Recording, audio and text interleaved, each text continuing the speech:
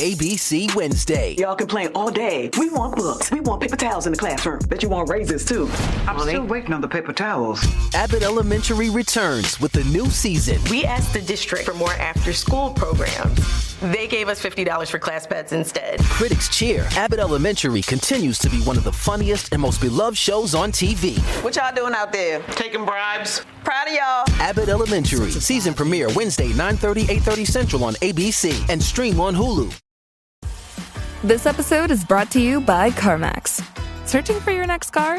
Don't settle. Thrive. At CarMax, it's easy to shop online or in person. With upfront pricing and tools designed to help, finding a car you love has never been easier. Plus, you can sell or trade in your current vehicle with an online offer in minutes. No strings attached. Start shopping now to find a car you'll love at CarMax.com. CarMax, the way it should be. This is Optimal Relationships Daily.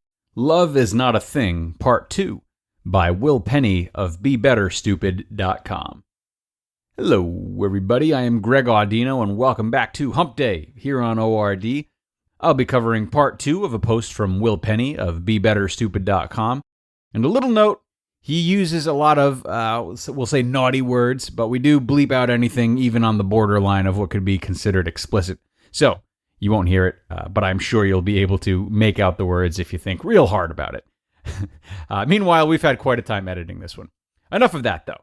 Let's get into Will's post and continue optimizing your life. Love is Not a Thing, Part 2, by Will Penney of BeBetterStupid.com. Loving yourself. You need to love yourself before you can love other people. This is true, but here's the good news. You don't have to feel love for yourself, at all, and certainly not all the time. If you feel love for yourself all the time, you have something seriously wrong with you. Something is f***ed up in your head if, in this constantly evolving, imperfect, messy world, your end mental result to everything is something like, but boy, I sure am really awesome, and giving yourself a high five. If you hold out on getting into a relationship because I need to love myself first, and that's what you think loving yourself is most relevantly, you'll never get into a relationship. Loving yourself in your head is irrelevant. Consistently doing the loving thing for yourself is vital. This makes others more open to loving you, and it trains you in how to treat others.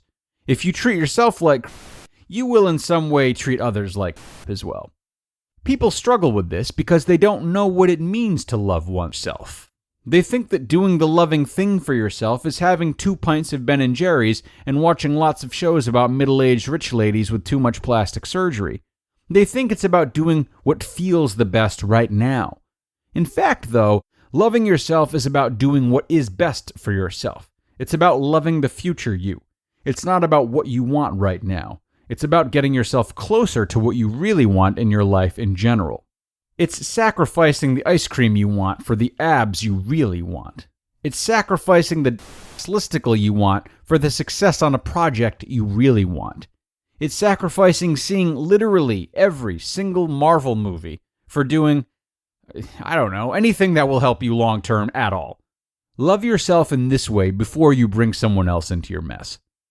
Loving everyone. There are people out there who claim to love everyone, like they claim that they feel love for everyone in the world. These people are 98% liars and 2% total and complete lunatics. You really only have so much capacity to feel love.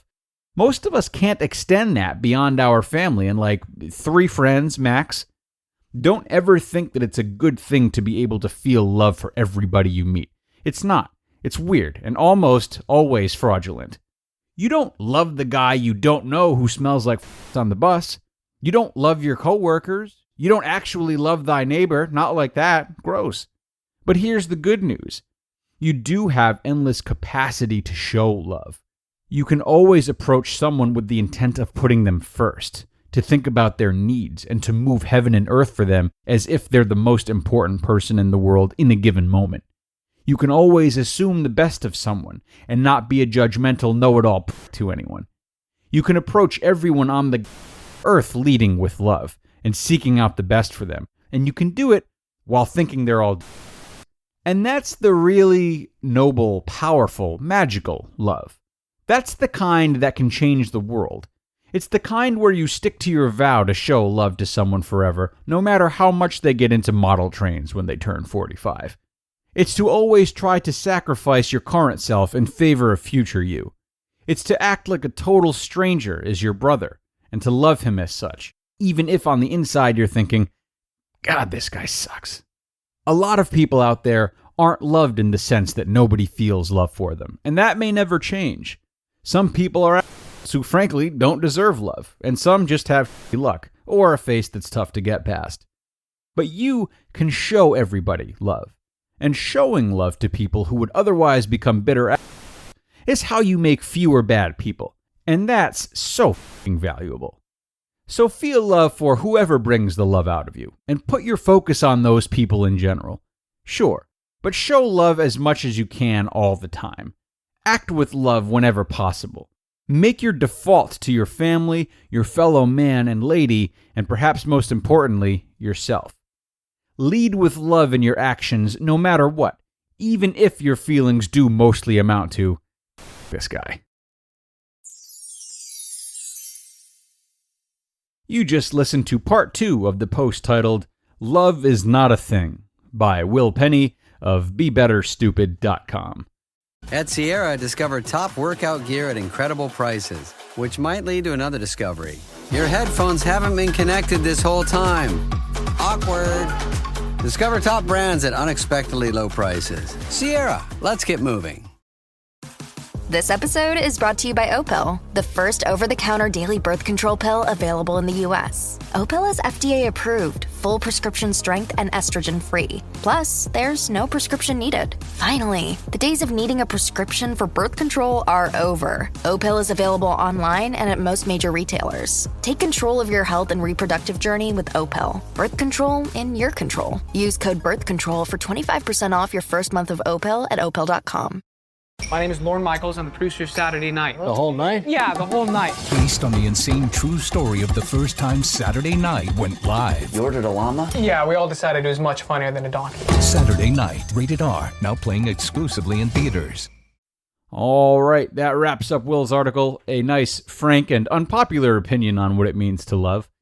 While some may find this perceived lack of magic to be disheartening, I enjoy honoring the nuances of all emotions we might face. Even when we have the best of intentions, denying the fact that we sometimes do not feel love for someone we feel we're supposed to, for example, only cheapens the relationship we stand to have with them, and with ourselves. It is much easier to act with love, or whatever we want to act with, if we're first honest about the details of the feelings beneath those actions. And I think Will illustrated that both nicely and colorfully. And we are all finished for today, folks. I hope you're having a fantastic week so far. Here's to better relationships, and I will see you again tomorrow as we move towards the end of the week with some parenting posts where your optimal life awaits.